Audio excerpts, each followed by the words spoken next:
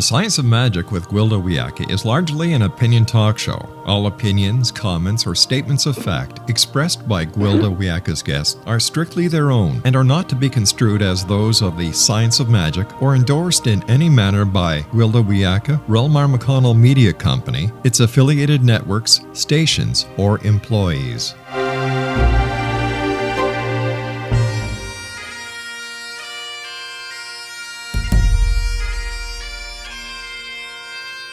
Welcome to the Science of Magic with Gwilda Wiyaka, a program dedicated to uncovering the unified nature of reality and humanity's ever-evolving place as truly galactic beings. For more information on the Science of Magic with Gwilda Wiyaka, visit us online at www.thescienceofmagic.net.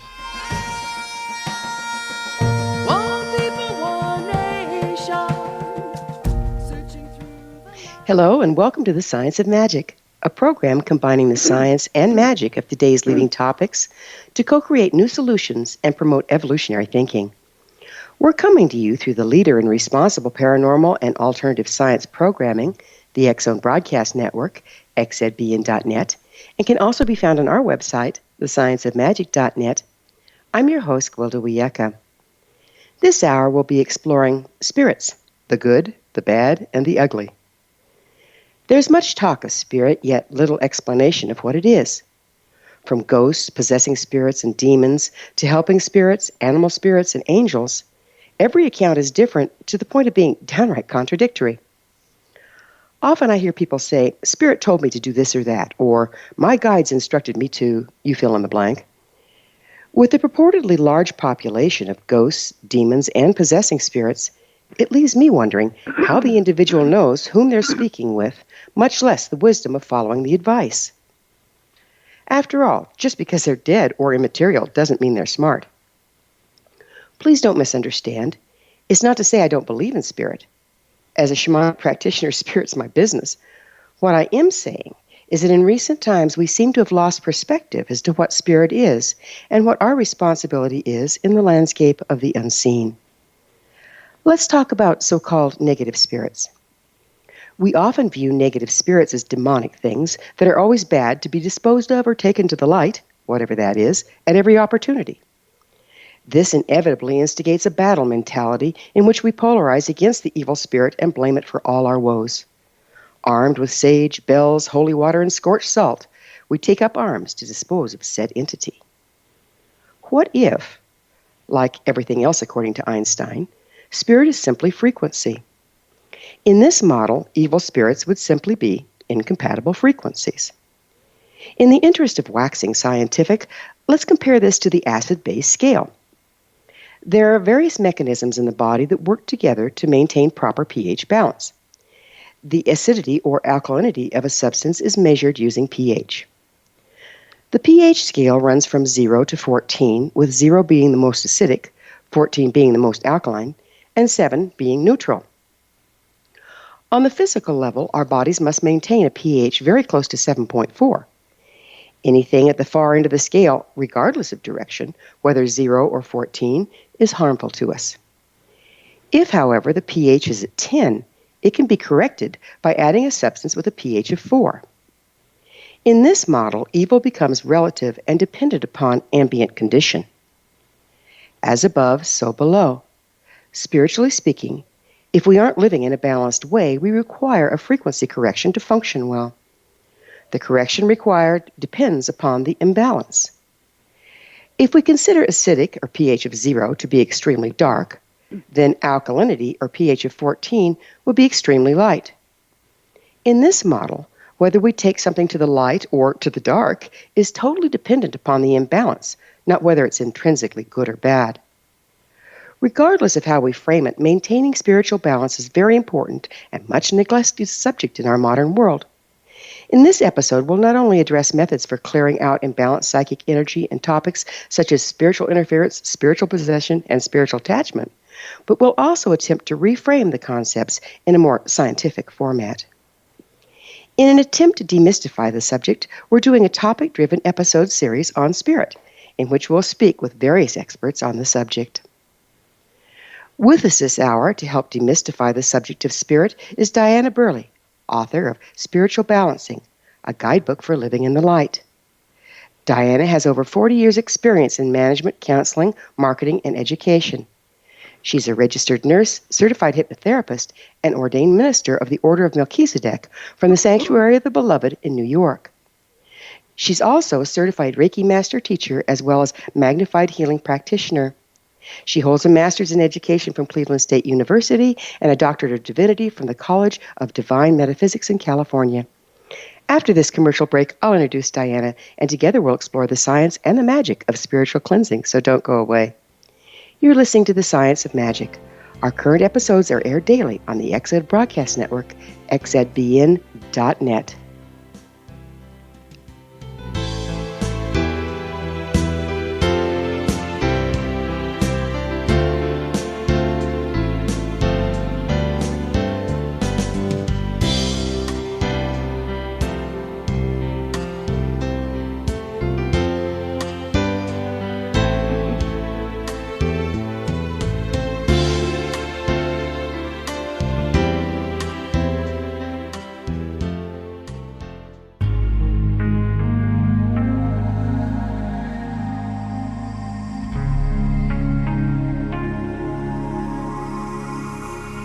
The scientist and the mystic have been on an age-old, relentless search with one thing in common. They seek truth. Their paths converge in the 40,000-year-old practice of shamanism, an ancient science delving to the quantum level of life, facilitating healing, manifestation, and evolution. I'm Gwilda Wiyaka, the founder and director of Path Home Shamanic Arts School, a unique Colorado State certified occupational school training shamanic practitioners and teachers. We also provide classes for empowering personal lives through shamanism. Our certification classes are in week-long segments enabling international participation, and online classes and long-distance shamanic healing sessions are available. Come discover the science of magic in the limitless world of shamanism. www.findyourpathhome.com.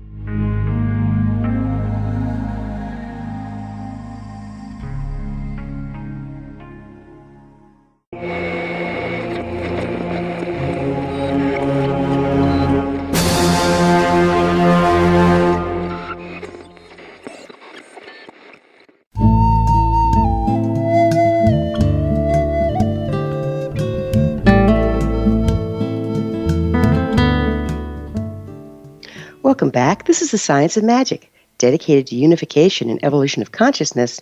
I'm your host, Gwilda Wiyaka. With us this hour to explore the topic of spiritual balancing and cleansing is Diana Burley, author of Spiritual Balancing, a guidebook for living in the light. Diana has performed thousands of spiritual clearings worldwide for properties, individuals, and animals for over 25 years.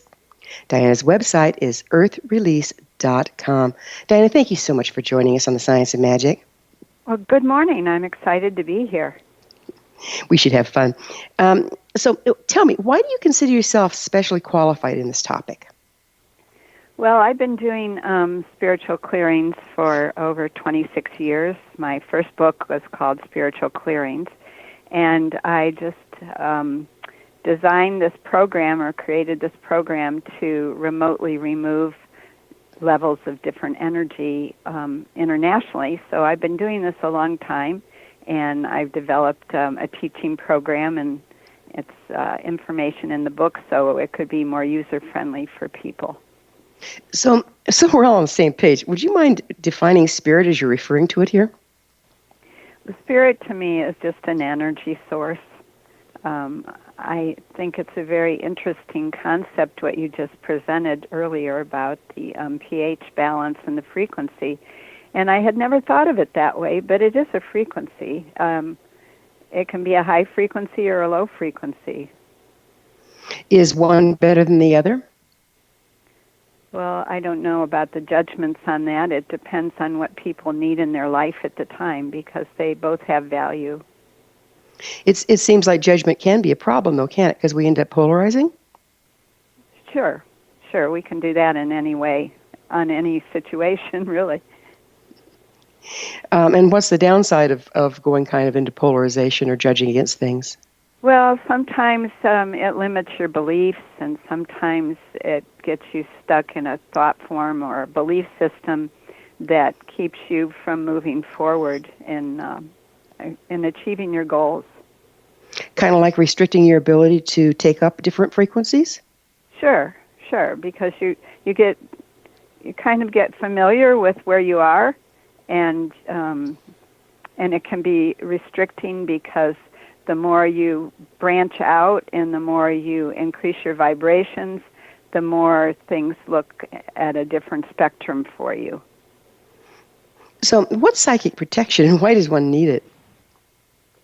Well, to me, I believe that people would benefit from a psychic protection process because it keeps you in your own space, and sometimes we walk through other people's thought forms and we pick up other people's thoughts and energies and think they're our own, and sometimes that clouds our perspective. So when you're talking about walking through other people's thought forms and picking them up, is that a form of being psychic? Is that a form of being empathic? What causes that? Well, you don't really have to be empathic, although some people that are empathic certainly own those other thought forms, and they take them on as their own. But you don't have to be a psychic to develop a negative attitude, for instance. It can be something that you've acquired over time because you've been taking on other people's energies, or you've been in situations that are lower frequencies, and then you start thinking that way. So how much does the common denominator thought forms or belief systems have to do with this? Oh, I think that's very, very important, because what you believe is what you magnetize to you many times. And Your yet thoughts are things. So, if you believe that there is a devil, or you're going to see that, then you're going to find it. So you're saying we create the things we believe in? I believe that. I believe we do. We have that propensity to do that. How does that work on the spiritual level? Well, if you wake up in the morning and you believe that the glass is half full and everything is wonderful and positive, you will match that vibration with everything that's wonderful and positive. So again, we're speaking frequency. Yes, we are. If you wake up the other way, then you're probably going to have a miserable day. What do you consider to be negative psychic energy? Well, thoughts of, it can go down to self-harm, or it can go out to discrimination for and loss of open-mindedness and loss of love and acceptance and empathy and compassion. So it's a far-reaching range. It sounds kind of like you either implode or explode with it? Well, I guess people just try to stay even with wherever they are at the moment, but you can carry it out either way. And there is a universal law, an ancient law, that like attracts like, and there's been lots of information in books on what somebody calls the law of attraction, but we're like a magnet energetically, and so we magnetize the thoughts that most fit in with our frequency and vibration. So after a while, you can be layered with all these layers of negative information, and that would be your belief system, and that would be how you choose to live your life. So far, it sounds like we're talking about thought forms that are coming from other people. Is that correct? Well, they can be from other people, yes, but they can be at a site like a cemetery or a battlefield or a funeral parlor or a hospital. So they can be dropped off because it's an energetic level, and you can walk through them and pick them up in your auric field, and then they become part of you. Where do they come from, if not from other people? Well, whatever you think is an energy source, and when it's released or spoken, it goes out into the ethers, and it is a vibratory rate then, and then those thought forms communicate and collect, and people can walk through them. So there's been situations where people have gone into a place and it was very uncomfortable and they had to leave, but they had no reason to think of why they were leaving. They just knew it felt creepy or uncomfortable or suffocating, and that would be an example that I would believe is accumulated thought forms or negative energy. So it still sounds like you're talking about they originate with a human being at one point or another. Yes, I believe that's true.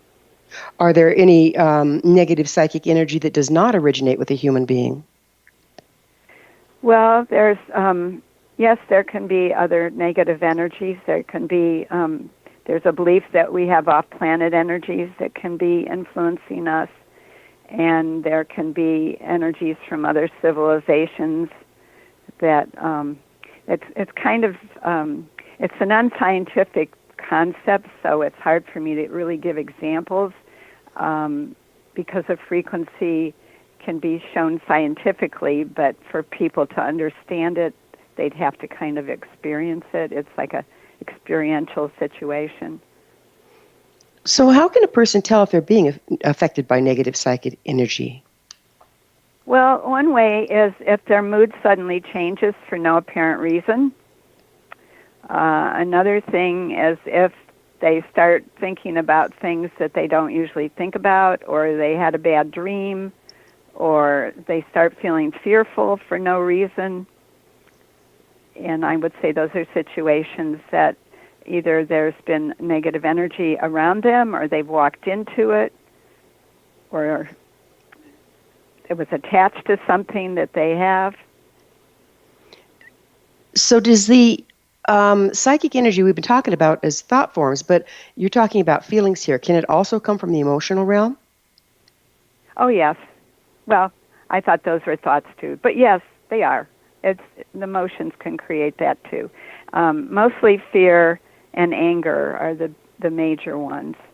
Rage and anger and fear and terror and those kind of things can also be released, and they can go out into an energy, and people can walk through that and think that that is theirs, that they own it that way.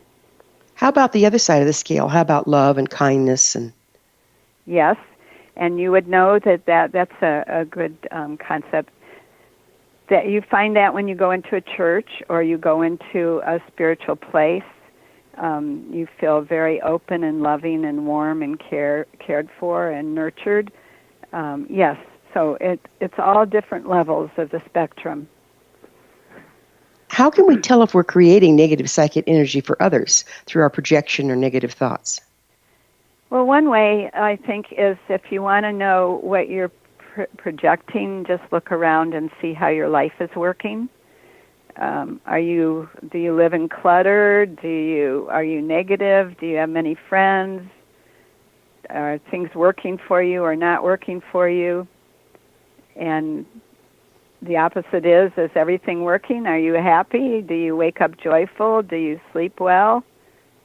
Is life an adventure every day? So the barometer can be what's around in your life at the present moment. Where does denial fit into this? Well, denial can fit in on any level because you can do the blame game and think it isn't anything about you. They're doing it to me. That's one thing. Or you can blame your parents, or you can blame your ex-husband or wife or your boss. So that's avoiding the whole situation because change begins with each person, and spiritual growth is an inside job. It's only you can do the traveling. So if we're denying it and blaming it on other people, what does that do as far as our responsibility and our ability to change things? Well, the interesting thing about change is that you have to be uncomfortable to change. If you're not uncomfortable, then you're not going to make any changes or adjustments in your life. So in order to change, you have to know that something is, you have to be aware that you want to be something different or do something different. So there has to be an awareness there, or people will keep on doing the same patterns over and over. By this, then, sometimes feeling negative can be a catalyst? In such way, I'm not clear. So sometimes if we're not feeling well, we're not feeling right, we're not feeling like our life is working, that can serve as a catalyst for change? Oh yes, if you want to say, I've got to do something to have an attitude adjustment. This isn't working for me, and I've got to go to church, or I got to say some prayers, or I need to start painting, or yes, I think that is the word is catalyst. That's a great word for what I'm talking about. Well, we're going to have to take a quick break. Diana and I will return to our discussion on the flip side, so don't go away. We're coming to you through the X-Zone Broadcast Network. Don't miss the other fine shows and hosts on xzbn.net. You're listening to The Science of Magic, your resource for creative solutions in a changing world, thescienceofmagic.net.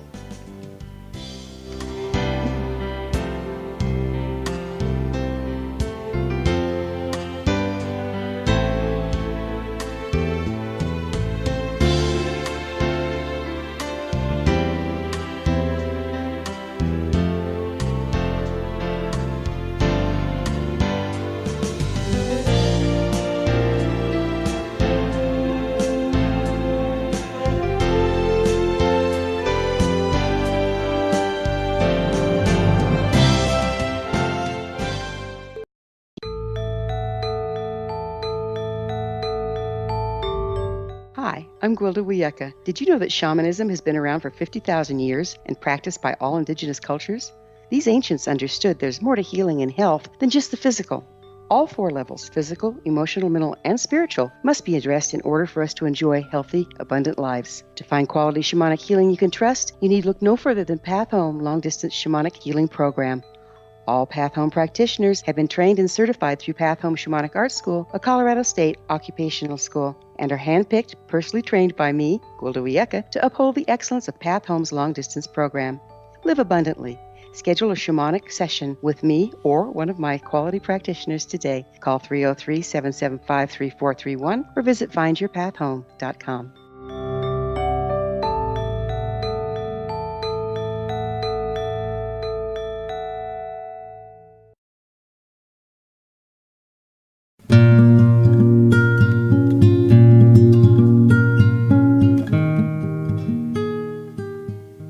Welcome back, folks. This is The Science of Magic, a place where magic and science come together to promote enlightenment. I'm your host, Gwilda Wiyaka. What we cover is hot. For in-depth exploration of leading-edge subjects from numerous authorities and viewpoints, join our email family to receive our topic-driven episode collections at thescienceofmagic.net. Our guest this hour is Diana Burley, author of Spiritual Balancing, a guidebook for living in the light. Diana, let's talk a little bit about spiritual interference. What is spiritual interference? Well, from my experience, spiritual interference is an attachment that attaches to people's auric field and can manipulate their thoughts or their actions. So where does it come from? What causes it? It can come from a number of things. One, it can be somebody who's passed on that has an attachment and doesn't want to move to the next level in the transition, and they become earthbound, and so they attach to another living person. And sometimes it happens on the battlefield. They're called soul fragments, where people are injured suddenly and are dying, and it went so fast that they get confused and get trapped, and so they attach to another soldier. So how does this attachment happen? I think it's just an energetic situation that energy moves from one source to another and attaches to another being's frequency and vibration. Does the other being alive. Does the other being have to have a level of energetic agreement, kind of like be aligned with them for that to happen, or can they just jump on anybody? Well, sometimes there is a contract, a spiritual contract that was written before this incarnation, And sometimes it's just being in the wrong place at the wrong time, like in a situation. Sometimes you will find that after you've had a surgery or been in the hospital in intensive care or something for a long period of time, that you will come home and have a personality change, or you will feel different emotionally, that you've kind of brought home a hitchhiker of an energy that was at the hospital. And sometimes it can be just being around very negative places where people are using drugs, for instance, and then it will just attach to whoever's around the area. So does it attach to the people using the drugs, or does it attach to the other people? Both. The people with the drugs have those kind of entities which sometimes promote them to take the drugs because they want to live vicariously through what the drug experience is. And sometimes it's just being in that area where there's been a lot of drug activity that those energies are present, and people can walk into those and have them attached to them. It's just an energy. As a nurse, you've been in hospitals. Is there some kind of scientific proof about this going on, this exchange?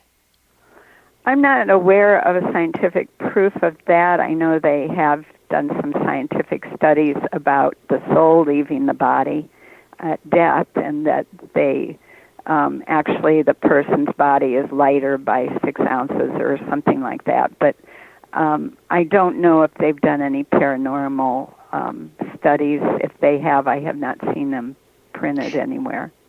Then how do you find out that this is true? How do you know this is true? It's mostly by people's behavior and reactions and the family's concern.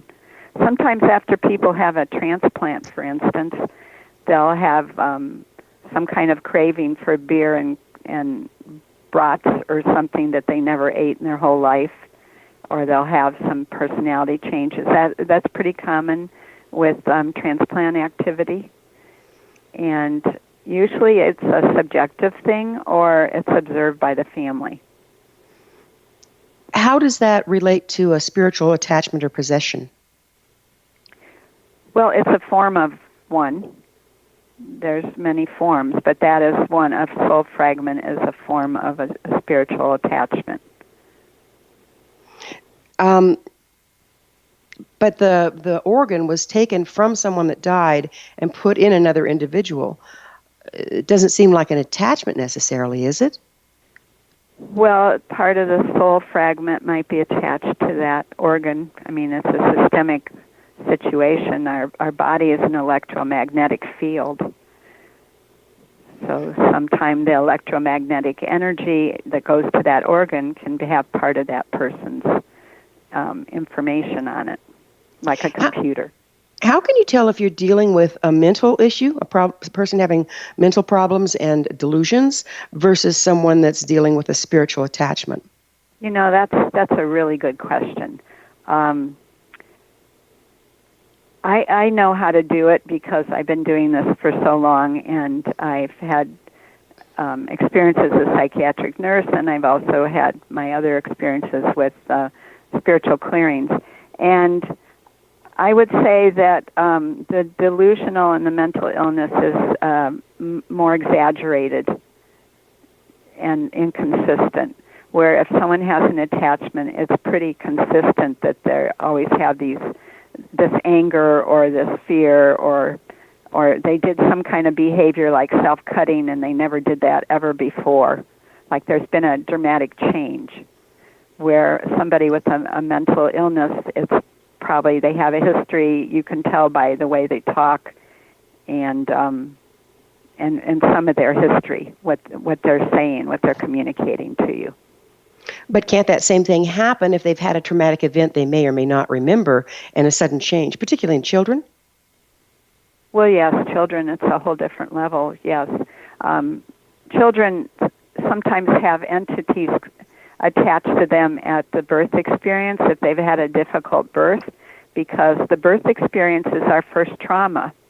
We're in a nice warm womb, and all of a sudden we get catapulted out into this sterile, cold operating room with everybody wearing masks, and and so they come in with, so an entity comes in because the aura is open because of the shock, and they go through their life with this entity and don't even know it's not theirs until later in life sometime. So yes, it is hard to discern with children. So what makes them different? The children? I mean, can't an adult have a traumatic event that they don't necessarily remember and suffer a dramatic change without it being an entity? No, for sure. That can happen on any age. I was just giving the birth experience as an example. For the first time we have a trauma that situation could occur. Does being born always result in some kind of an attachment? How do we know who we are if that's the case? I think we spend our life finding out who we are, don't we? So it sounds like a mixture of the good, bad, and ugly. It might be us. It might be something else. We might have attachments. How do you tell the difference? Well, one way you can tell the difference is to do an entity release or do some kind of saging or do some changes in your environment with essential oils or something, and then there's a difference. And when you notice the difference, then perhaps you would understand that there was something there before. You can say prayers, and there's lots and lots of ancient techniques to change the vibrations in a home or around yourself. And sage is probably burning that is probably the oldest one. Why does sage work? Well, it's just got a purification substance to it. That's why the Native Americans used, they used 3 main herbs that I know of for purification, and that was sage and sweetgrass and green cedar. And those had some purities in their essence as plant essence that somehow changed the vibrations in a situation. So in the Catholic Church, for instance, they use frankincense. And I'm sure there's other situations that some people use lemon juice. I mean, there's lots of different things you can use, but they come from the plant kingdom, most of them. It's kind of an interesting idea. Why does this work? Well, it does something to our vibratory rate. It changes the frequencies in our auric field because, again, we're electromagnetic beings. And we have circuits that go through our body called meridians, and we have layers of our auric field, and we have chakras, and we have a lot of electromagnetic situations and systems in our body, and it can change the biochemistry of it somehow and lighten it up. With more light in it, it lightens up. Well, that part I get. But what I don't understand, I mean, we might just be dealing with an energetic imbalance in the body that different herbs or essential oils or drugs can help correct. That's not a possessing spirit. That's not an entity. No, I didn't say that was. No. I'm just saying that sometimes if you use those substances, you will feel better and your environment will feel better, and then you might have realized that there had been something there previously. What if the imbalance goes the other way? What if what you're adding is increasing the imbalance? Well, I don't know of a situation like that, but that certainly is an option. That certainly could happen if you don't have the proper balance. So if somebody I can't think of a situation though that I could relate to about that. You know, if somebody out there thinks, oh, somebody has a possessing spirit, and they start waving sage at them, what can they expect? I mean, is just lighting sage going to take care of it? Does somebody need training? Well, it's a complicated process. I mean, sometimes you have to go to a specialist or a priest or something if it's very severe. But sometimes when you change the vibration in a room or around a person, the other frequency is uncomfortable, and it will go and find a like frequency and leave. So what it's if kind of like a deterrent? What if the frequency, the entity or whatever is attached, is more powerful than the natural expression of the human being? Then who leaves? Well, I always think that if the person doesn't like where they are, they can seek the proper help, and that other energy can be removed, and the person can reestablish equilibrium. If the entity is attached itself, if it's stronger than the individual, how do you know who ends up leaving and who ends up staying? Well, the only people I find are the ones that end up staying because they find me and I release it, and then they're back to normal. So I don't know who makes that decision. We all have free will. So I guess if it's really uncomfortable, then somebody might leave. And but I've not met those people. Are you sure?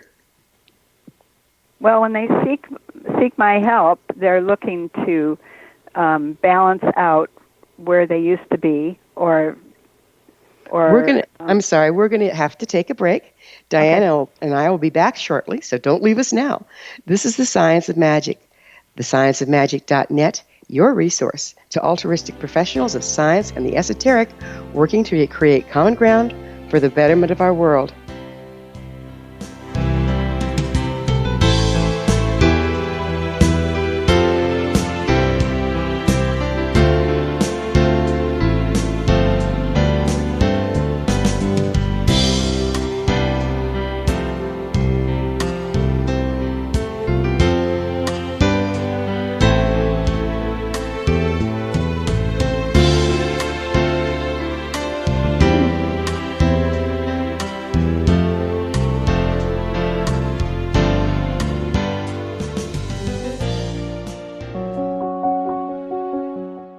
Gwilda Wiyaka's latest book, The Science of Magic, Book of Mysteries, Volume 1, is the first book in a series based on her writings that open every episode of the Science of Magic radio show. Drawing on the subject matter of each guest, and armed with over 40 years' experience in shamanism, 35 years in alternative health, and degrees in psychology and religious studies, Gwilda introduces relevant and leading-edge information that supports spiritual evolution and personal empowerment. Rich with wisdom and inspirational quotes packaged in digestible segments, this is a book that will pull you from cover to cover. It will also serve as a daily inspirational reading for years to come. The Science of Magic Book of Mysteries, Volume 1 is available at our website, tsompublications.com, amazon.com, and wherever fine books are sold.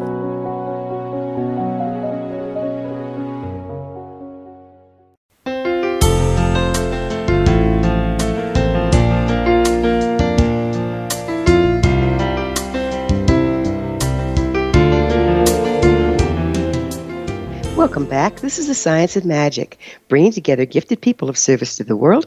I'm your host, Gwilda Wiyaka. What's up in your world? Email me at info@thescienceofmagic.net and suggest a topic that's on your mind. You're probably not the only one interested. Our guest this hour is Diana Burley, author of Spiritual Balancing, a guidebook for living in the light. Diane, how can a spiritual attachment come from someone that's alive as well as someone that's crossed over? Well, I don't even know if I can explain it, but it is a splintered soul fragment that can attach to someone and be in their head. I know it sounds so far out. So I really don't know the dynamics of how that happens, but sometimes you hear your mother's voice in your head all the time, and that can be a soul fragment. A soul fragment of your mother? Yes. So it's a form of projection? Yes. That's exactly what it is. Boy, we are a mixed up mess, aren't we? We could be. It's important to be aware of your thoughts, and if you're aware of your thoughts, then you can change them, because we do have the power to change our mind and our beliefs and our attitudes and our values. So how'd you end up being kind of an expert on this subject? Well, it started out because I was a hypnotherapist in Ohio, and I moved to Arizona, and I was working with phone clients, and they started having attachments and all sorts of things that I couldn't deal with in person. So somehow, over the course of time, I started doing some studies with spirit releasement therapy. William Baldwin, he has since passed on, and his wife Judith, and I went and took training in California, and then I got into developing my own way, and it just became part of what I did on the job training. You know, it's hard to pinpoint exactly when my life turned, but it kind of happened and seemed very organic as it was going along. Well, you know, these skills are, you know, ancient. They're shamanic in nature, like 50 or 60,000 years old. However, it seems like it's difficult to find training in the modern world for it. Where did your teachers train?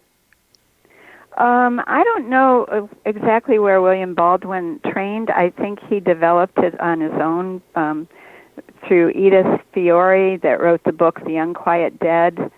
There's a whole group of people that have since passed on that were into remote viewing and different modalities like that. And he coined the phrase spirit releasement therapy and wrote a manual on it and started teaching it many, many years ago.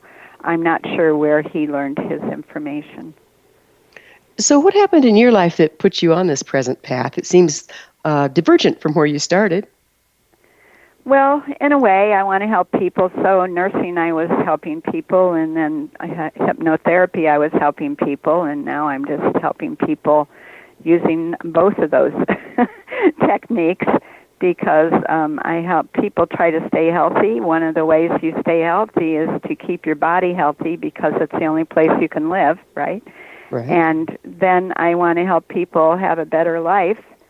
So, and I was brought up in a difficult childhood with alcoholic parents, and so I kind of know what it's like to be in the low-density area of life and how to break out of it. So I guess that's why I want to pay it forward, you know, and help other people. How can you tell if a person is experiencing an attachment or a full-blown possession, or is it a continuum of sorts? Well, I don't really see anybody with a full-blown possession. I can tell from attachments by some of their history, like this was the way I was on this day, and after this day, everything changed. So there's kind of a significant time frame where things have totally turned around or changed or gotten worse. And then when I ask them what happened at that time, like they say everything was good except 3 years ago. And then you find out. That's where my therapy techniques come in. I kind of get cut to the chase quickly. And then I have some dialogue. Sometimes I have dialogue with the entity while I'm releasing it, and it was there to help this person, and it didn't know it was interfering, and it decides that it will leave. So they're not all malicious. I think you said that earlier in the interview today. They're not all malicious. They're just confused, or sometimes they're just they're not sure what they're supposed to be doing, or they just wanted a warm home. What happens when a good depossession goes bad, when you run into one that's not willing to leave? I really haven't had that experience, but I do call in. I do work with archangels. I work with 12 archangels, and they actually are the angels and the beings and the frequencies that remove the entity. I don't remove the entities. And then. Are you a certified therapist? Yes, certified hypnotherapist. Okay, and so how does the hypnosis help with depossession? Well, sometimes when the person is relaxed enough, then I can talk to the entity through them. They're actually, the entity and I have dialogue, and the person is kind of out of the way. I don't know, it's kind of, that sounds very displaced, but it's a state of mind where I can actually have dialogue when the other person is relaxed. So when you're talking about a dialogue, is the entity actually speaking through the person, like yes. Verbal things you're hearing? Yes, yes. Like I'll ask, when did you come into Sam? And they'll say when he was 3. And I'll say, well, what was the situation that brought you in? And he'll say he fell and hit his head on the pavement when he fell off his bike. And then I'll ask, what were you here to help him do?